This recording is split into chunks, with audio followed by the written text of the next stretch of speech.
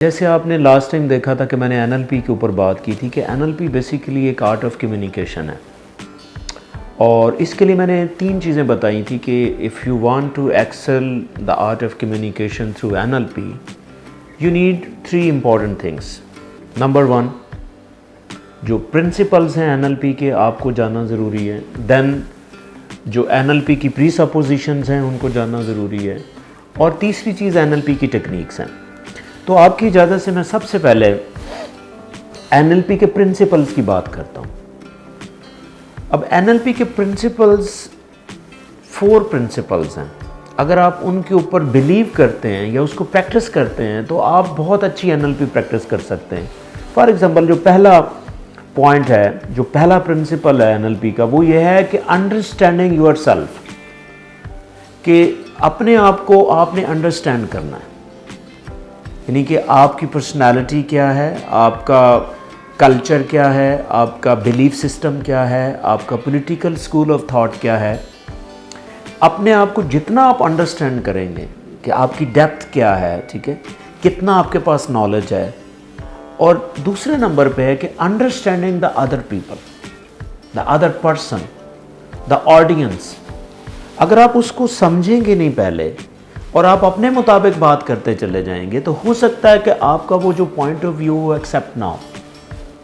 तो इसका मतलब जो दूसरा पॉइंट है वो दूसरों को समझना है। और जो तीसरी चीज़ है, creating trust between you and the audience, कि आपने ट्रस्ट डेवलप करना है। इसको हम रैपो डेवलपमेंट भी कहते हैं कि आपने उसके साथ रैपो डेवलप करना है।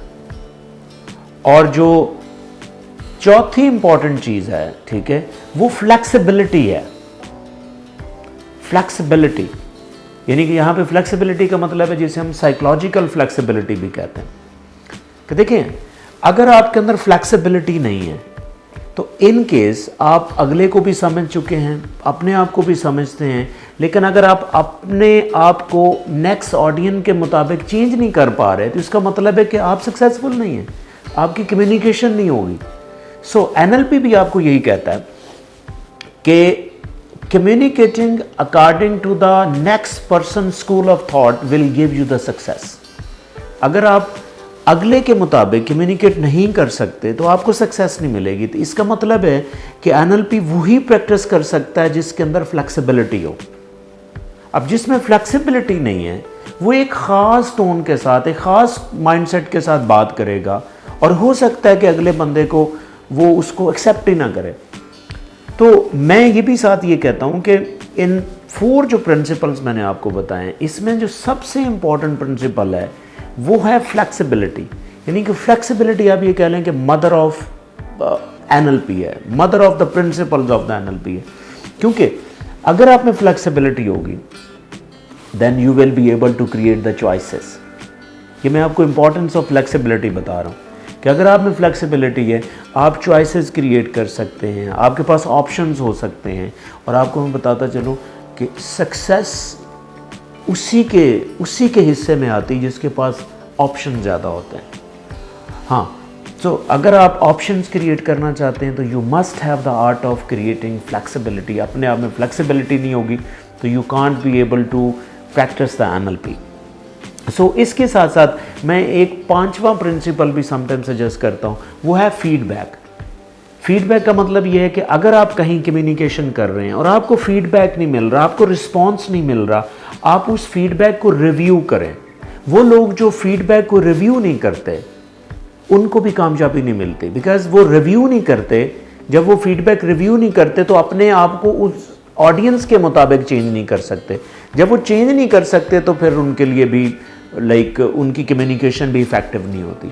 इसका मतलब है कि अगर आप एनएलपी को प्रैक्टिस करना चाहते हैं तो you must have a trust on the feedback from the audience. ये नहीं कहना, हाँ हमारे यहाँ कल्चर में ये होता है, यार मुझे क्या, मुझे कोई फ़र्क नहीं पड़ता। नहीं, प्लीज़, ये फ़र्क पड़ता है कि अगर आपकी ऑडियंस से अच्छा रिस्पॉन्स नहीं आ रहा, अच्छा फीडबैक नहीं आ रहा, आप उस फीडबैक को एंटरटेन नहीं करते तो आपके लिए प्रॉब्लम है। लोग आपको सुनेंगे नहीं। देखें, और आपको ये पता होना चाहिए कि सबसे इंपॉर्टेंट जो कम्युनिकेशन के अंदर सबसे इंपॉर्टेंट चीज़ है वो लिसनिंग है। इवन अगर आपको बंदा सुनता ही नहीं तो आपकी बात तो एंटरटेन ही नहीं होगी, आगे प्रोसेस तो चलेगा ही नहीं।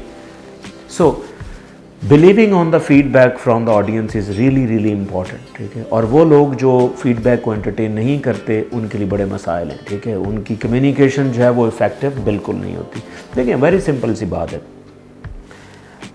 फॉर एग्जाम्पल आपका कोई एक स्कूल ऑफ थाट है, आपका पॉलिटिकल स्कूल ऑफ थाट है, आपका रिलीजियस स्कूल ऑफ थाट है। फ़र्ज़ करें आप एक टीवी ऑन करते हैं, अब टेलीविज़न में एक ऐसा लीडर है या ऐसा एक स्कॉलर है जो आपके स्कूल ऑफ थाट से डिफरेंट है। अगर आप टीवी ऑन करते हैं तो अगर वही डिफरेंट स्कूल ऑफ थॉट का पर्सन पॉलिटिकल लीडर है या कोई रिलीजियस स्कॉलर है वो आके बात कर रहा है तो आप उसको स्विच ऑफ कर देते हैं, आप चैनल चेंज कर लेते हैं। दैट मीन्स कि इवन आप उसको सुनना भी पसंद नहीं करते, इसलिए कि आपने उसके साथ ट्रस्ट डेवलप नहीं किया।